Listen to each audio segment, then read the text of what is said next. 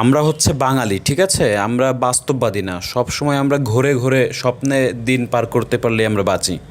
প্রত্যেকটা দিন আপনার চলে যাচ্ছে, ঠিক আছে? একটা দিন কোনো কাজের কাজ হচ্ছে না। আপনার ফ্যামিলি থেকে সবাই আপনাকে সাপোর্ট দিচ্ছে, বাট আপনি আপনার যোগ্যতা প্রকাশই করতে পারছেন না। আপনি যে বাইরের দেশে যাবেন, সবাই চাচ্ছে যে আপনি যান বাইরের দেশে, কিছু একটা করেন, নিজের পায়ে দাঁড়ান।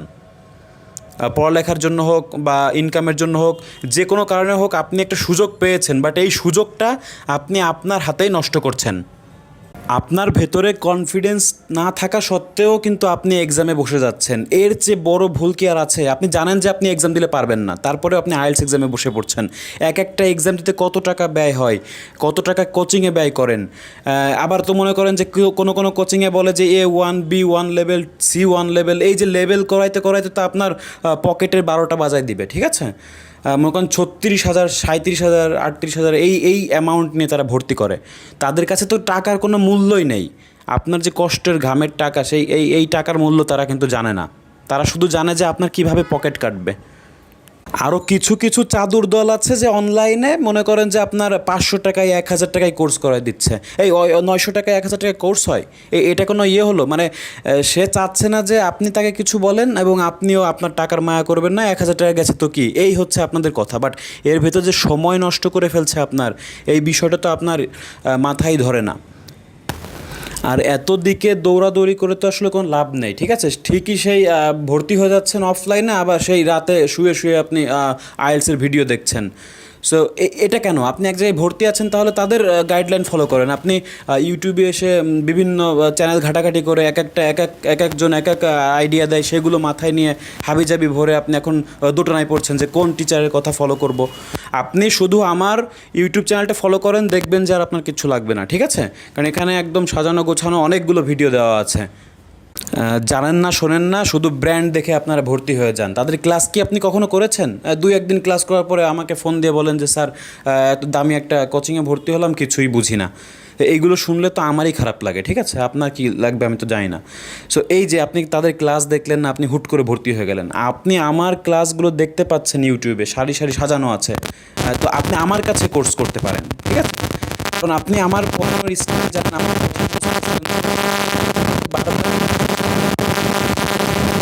স্টাইল ভালো লাগে, আপনি তার কাছে পড়েন। শুধু শুধু আপনি জানেন না, শুনেন না, সেই জায়গায় আপনি ভর্তি হয়ে গেলেন। আপনি দেখে দেখে, মানে মানুষ হলো অনুসরণ করে। আমার বন্ধু গেছে, আমিও যাব। আপনি কি তাদের পড়া বুঝবেন? তারা ইংলিশে ক্লাস নেয়। ইংলিশে ক্লাস নিলে আপনার কি হবে? আপনি তো দুর্বল। এত দুর্বল মানুষকে ইংলিশে ক্লাস নিলে আপনি কি বুঝবেন? মাথার উপর দিয়ে যাবে। আপনাকে তো বের করতে হবে যে কীভাবে সঠিক সময়ে, অল্প সময়ে কীভাবে টেকনিক দিয়ে অ্যান্সারগুলো বের করতে হয়, এগুলো আপনাকে শিখতে হবে।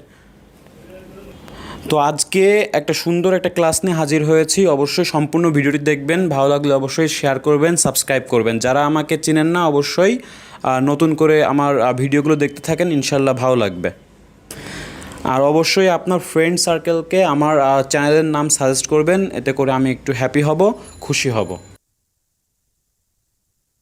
ওকে, তাহলে আজকে আমাদের টপিক হচ্ছে কিভাবে আমরা স্পিকিং এ ভালো করব। সো স্পিকিং এ বেশ কিছু বিষয় আসলে রিপিট হয়, ঠিক আছে? একই কোয়েশ্চেন তারা বারবার করে। যেমন আপনি যখন যাবেন তখন তো আপনার নাম দিয়ে শুরু করবে, হয়তো বলতে পারে কোথা থেকে আসছেন, কোথায় থাকেন। এগুলো তো একদমই কমন প্রশ্ন। এর বাইরে কিছু কমন প্রশ্ন আছে যেগুলো নিয়ে আমি আপনাদেরকে একটু আইডিয়া দিব কিভাবে আপনারা এটা ডেভেলপ করতে পারেন, ঠিক আছে? সো আমি একটা বিষয় আপনাদেরকে সামনে এটা তুলে ধরবো, যাতে করে আপনারা বুঝতে পারেন যে আসলে স্পিকিং বিষয়টা কি এবং কত সহজে আসলে এই অ্যান্সার গুলো করা যায়। ওকে, তাহলে দেখেন আমরা কিছু প্রশ্ন আসলে দেখব। যেমন, do you like listening to the music on regular basis? তুমি কি মিউজিক কি রেগুলার বেসিসে শুনো কিনা, সেই বিষয়টা আপনাকে জিজ্ঞেস করেছে। তো এর প্রেক্ষিতে কি অ্যান্সার দেওয়া যেতে পারে সেগুলো আমরা একটু আলোচনা করব। তারপরে বলা হচ্ছে, have you ever been interested in singing? আচ্ছা, তুমি কখনো গান গাইতে আগ্রহ প্রকাশ করেছো কিনা? তারপর বলা হচ্ছে, do you think pollution is a big problem nowadays? আচ্ছা, এখানে একটা কথা বলি, এই দুইটার মধ্যে পার্থক্য কি দেখেন। এখানে আপনার নিজের সম্বন্ধে কিছু জানতে চেয়েছে, আর এখানে একটা প্রবলেম এনেছে যেটা সামাজিক। তাহলে আপনি কি করবেন? যখন নিজের সম্বন্ধে আপনার কিছু পজিটিভও আপনি বলতে পারেন, নেগেটিভও বলতে পারেন, মানে ইয়েস দিয়েও বলতে পারেন, নো দিয়েও বলতে পারেন। বাট যেটা সামাজিক প্রবলেম নিয়ে যদি কিছু আসে সেটা আপনি এড়ানোর চেষ্টা করবেন না। যেমন do you think pollution is a big problem nowadays, তার মানে চাচ্ছে তারা একটু আপনার কাছ থেকে পজিটিভলি অ্যান্সারটা চাচ্ছে, আপনি এখানে নেগেটিভ অ্যান্সার দিবেন না। ওকে, তারপরে বলা হচ্ছে দেখেন what do you do to prevent our environment pollution. তার মানে তারা ধরে নিচ্ছে যে অবশ্যই আপনি এই এনভায়রনমেন্ট পলিউশন প্রিভেন্ট করতে হয়তো কিছু করেন।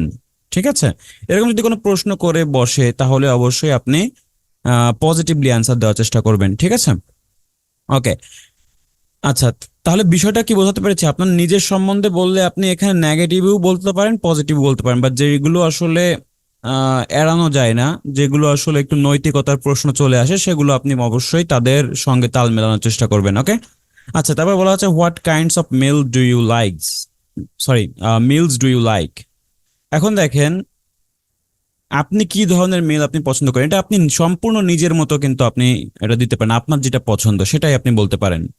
ওকে, আচ্ছা, do you often dinner with your family or friends, মানে বুঝতে পারছেন। তারপর বলা হচ্ছে do you enjoy reading, do you like watching movies.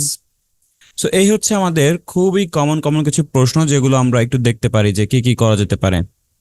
দেখেন আমাদের সামনে কিছু আছে, আমি একটু বড় করে দিই তাহলে বুঝতে পারবেন।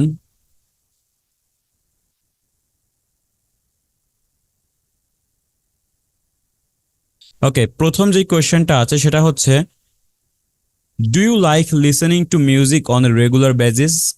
তাহলে প্রথমে আমরা বলতে পারি ইয়েস। যদি আপনি মানে হ্যাঁ বোধকে বলতে চান তাহলে প্রথমেই আপনি ক্লিয়ার করে দিবেন, মানে আপনি যখন বলতে চাচ্ছেন একটা বিষয় সেই বিষয়ে আপনি সম্পূর্ণ ক্লিয়ার একটা ধারণা আপনি প্রথমে দিয়ে দিবেন এক্সামিনারকে। ঠিক আছে, তাহলে আপনি প্রথমে বললেন যে ইয়েস উইদাউট এ ডাউট, মানে নিঃসন্দেহে। তাহলে এই কথাটা কি বলা খুব কঠিন? হ্যাঁ, কোনো সন্দেহ ছাড়াই, উইদাউট এ ডাউট। এরপরে বলা হচ্ছে I like different music genre. Genre মানে হচ্ছে টাইপ। আচ্ছা, আই লাইক আমি পছন্দ করি বিভিন্ন ধরনের বা বিভিন্ন রকমের মিউজিক, অ্যান্ড এবং I listen to various tunes almost everyday. এবং ভেরিয়াস মানে হচ্ছে বিভিন্ন ধরনের টিউনস মানে সুর বা গান, অলমোস্ট এভরিডে। ওকে, তাহলে অলমোস্ট এভরিডে এই কথাটার জন্য কিন্তু নাম্বারটা বেড়ে যাবে। তাহলে কি কি আপনি ইউজ করলেন যার কারণে নাম্বারটা বেড়ে যাবে? দেখেন আপনি কিন্তু এক লাইনে শেষ করেননি, তার মানে আপনি আরো এক লাইন যুক্ত করলেন। তার মানে কি আপনি প্রথমে ক্লিয়ার করলেন, তারপরে ওই বিষয় নিয়ে আরেক লাইন বললেন, নিঃসন্দেহে, আর কি অলমোস্ট এভরিডে। কথাটা খুব সুন্দর। আর এইখানে দেখেন টাইপস না বলে আমরা বললাম জনরাস। ওকে, এভাবে বলতে পারি। আই ডোন্ট লাইক, আপনি ডু নট না বলে আপনি ডোন্ট বলবেন, এখানে হয়তো লিখে দেওয়া হয়েছে এজন্য। I don't like boring music though it makes me bored and annoyed. তাহলে বুঝতে পারছেন আমি বোরিং মিউজিক পছন্দ করি না, এটা আমাকে কি করে, বোর্ড করে তোলে এবং এটা বিরক্তিকর। ওকে, আর সবসময় অ্যান্ড এর বিষয়টা যুক্ত করার চেষ্টা করবেন, কারণ অ্যান্ড এর আগে যা বলবেন পরেও সেই একই ধরনের আরেকটা ওয়ার্ড আপনি বলবেন, এভাবে আপনারা চেষ্টা করবেন। ওকে, এরপরে কি আছে, have you ever been interested in singing. এখন দেখেন এটাও আমরা ক্লিয়ার করে দিব যে আচ্ছা তুমি কখনো সিঙ্গিং এ কি ইন্টারেস্টেড হয়েছো কিনা বা দেখিয়েছো কিনা এরকম কিছু। No not really, no not really, শুধু নো বলবো না, not really. Yes without a doubt, এর আগে আমরা যেভাবে বলেছিলাম। এরপর দেখেন বলা হচ্ছে I took singing classes when I was younger. আমি কিছু সিঙ্গিং ক্লাস করেছিলাম যখন আমি ছোট ছিলাম। ইয়াঙ্গার বলতে এখানে ছোট বোঝাচ্ছে। বাট আনফর্চুনেটলি, কিন্তু দুর্ভাগ্যবশত এই যে এই কথাগুলো, এই লিঙ্কিং ওয়ার্ডগুলো আপনারা ইউজ করবেন, এই যে বাট আই অ্যাম টোন ডিফ, মানে আমার একটু বেসুরে গলা। টোন ডিফ মানে কি বেসুরে গলা। So I can't sing very well, এ কারণে আমি ভালোভাবে গান গাইতে পারি না। দেখেন ছোট ছোট কথা বাট খুব সুন্দরভাবে আমরা কিন্তু বলতে পারি। প্রথমে আমরা বললাম যে আমরা সত্যি পারি না বা না, এরপরে আমি কিছু, তারপরেও কি করেছিলাম, একটু মনে করেন যে আপনি জীবনে আপনি ক্লাস করেননি বা সিং করেননি, তারপরেও আপনি এটা বলবেন, যাতে আপনার কথাগুলো একটু বর্ধিত করতে হবে, দ্যাটস ইট, মানে বাড়াতে হবে, এই আর কি। যেভাবে হোক, সত্য হোক মিথ্যা হোক, তারা এটা যাচাই করবে না, আপনি আপনার মতো বলবেন, তারা জানতে চাচ্ছে আপনি কথা বলতে পারেন কিনা। ঠিক আছে, তা আপনার বেসুরে গলা, তার মানে টোন ডিফ। ওকে, এই কথাগুলো শিখে রাখেন, কারণ এগুলো খুবই কমন প্রশ্ন, এগুলো আপনার আপনার এক্সামেও জিজ্ঞেস করতে পারে। আচ্ছা, এরপরে দেখেন, do you think pollution is a big problem nowadays? সেটা একটু ইয়ে করে দিই। Do you think pollution is a big problem nowadays? তাহলে তুমি কি মনে করো যে পলিউশনটা কি এখন বড় ধরনের সমস্যা এই মুহূর্তে? Yes, definitely. এটা অবশ্যই আপনারা পজিটিভলি অ্যান্সার দিবেন। Yes, definitely. Air and water pollution are huge issues in the modern world. তাহলে কোন দুইটা পলিউশনটা বড় সমস্যা সেটা আপনি ফাইন্ড আউট করেন। আমি জানি যে পানি দূষণ কিন্তু এখনো হচ্ছে, অনেক জায়গায় কিন্তু পানির অভাবে ইয়ে হয়। জাস্ট একটু আপনাকে মন খুলে যতটা ফ্রি কি হবেন তার সামনে তত আইডিয়া খুলবে। ওকে, আর ভয় পাবেন না, কনফিডেন্স ধরে রাখবেন, এই যে ভয়ের কিছু নেই, ঠিক আছে? ওকে, ওয়াটার পলিউশন এবং হিউজ ইস্যু, ওয়াটার পলিউশন আর কি huge issues in the modern world. Air and water মানে এই দুইটা আমরা বললাম, ঠিক আছে? The air pollution problem is specially grave due to the increasing amount of exhaust fumes which are produced by cars are result into a poor air quality. আচ্ছা, তার মানে আমরা এখানে যেটা বললাম যে এয়ার পলিউশনটা স্পেশালি হচ্ছে কিসের জন্য? Increasing amount of exhaust fumes, মানে আপনার যেসব কালো ধোঁয়া আছে, তাই না? যেসব কালো ধোঁয়ার কারণে কিন্তু যেগুলো ইনক্রিজ হচ্ছে বায়ুতে, এর কারণে কি হচ্ছে? এটা কার দ্বারা প্রডিউস হচ্ছে? কার দ্বারা, মানে গাড়ি দ্বারা। যার ফলে কি হচ্ছে? And result into a poor air quality, তার মানে এয়ার কোয়ালিটি আরো খারাপ হচ্ছে। ওকে, দেখেন খুব সুন্দর কথা, পোর এয়ার কোয়ালিটি। এরপরে কি আছে? What do you do to prevent our environment pollution? তাহলে তুমি কি করো?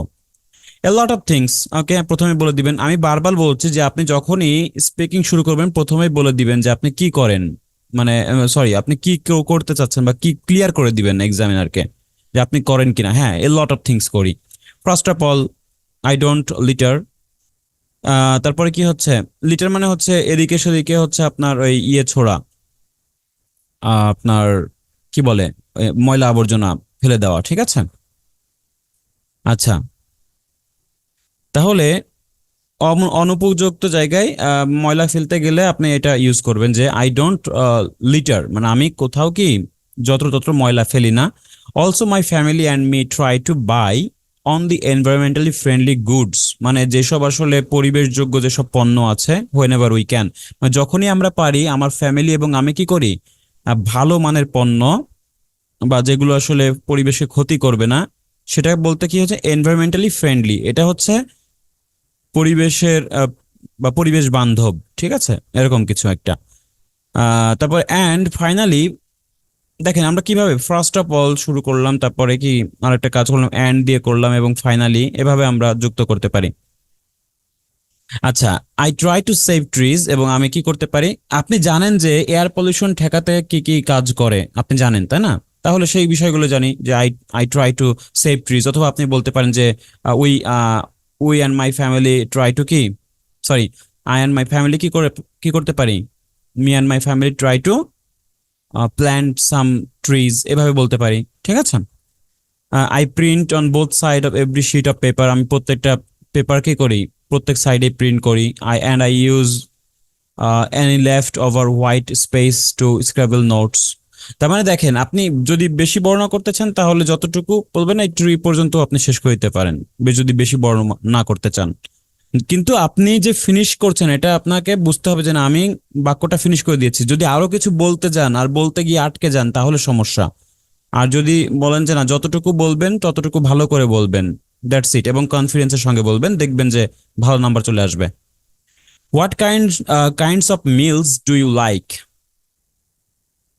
আচ্ছা, কি ধরনের খাদ্য তুমি পছন্দ করো?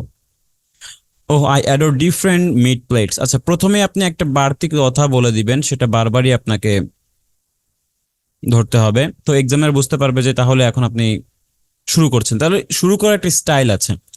মাই mouth is watering whenever I see roast beef, মানে যখনই আমি রোস্ট বিফ দেখি আমার মুখ থেকে কি পানি বের হয়, বা এটা লোভনীয় লাগে আপনার কাছে। তাহলে মাউথ ওয়াটারিং মানে কি লোভনীয় যে সব খাবার।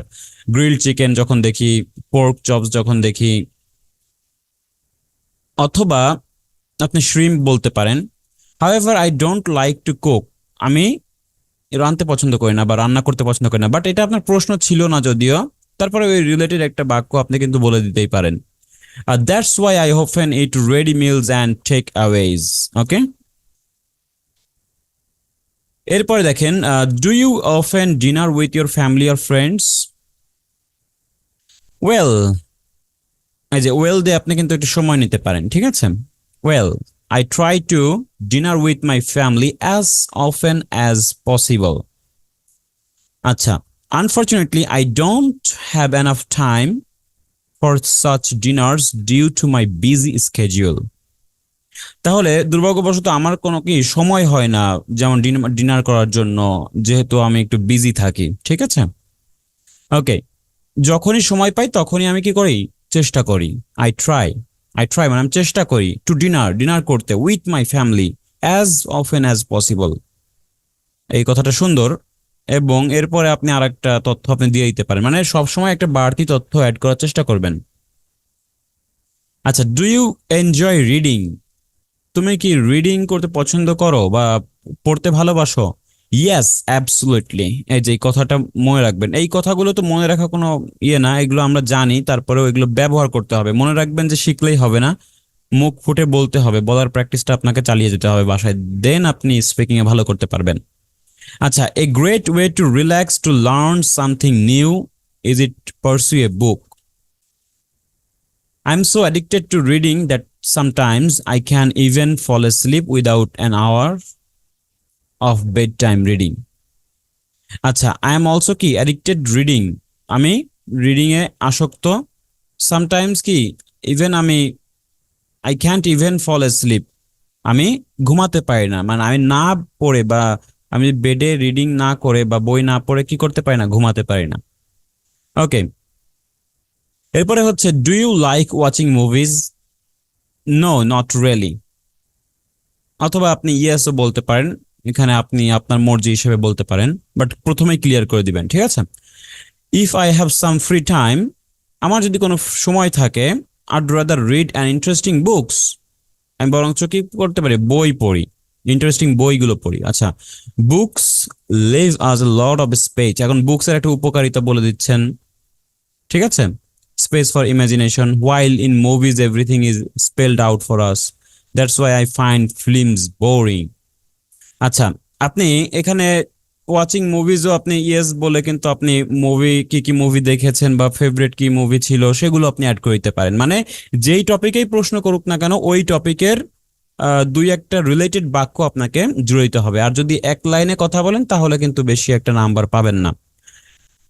ওকে, ঠিক আছে। আর যারা আসলে একদমই বাক্য তৈরি করতে পারেন না, পেটে মানে বাক্যই গঠন করতে পারেন না, দুর্বল মনে করছেন, অবশ্যই আমার সঙ্গে যোগাযোগ করবেন, কোর্স করতে পারেন অথবা আমার রেকর্ডেড ক্লাস কিনে নিতে পারেন। সো আমার সমস্ত কোর্স ডিটেইলস আপনারা ডেসক্রিপশন বক্সে পেয়ে যাবেন। Thank you so much for join the class today. ভালো থাকবেন, সুস্থ থাকবেন।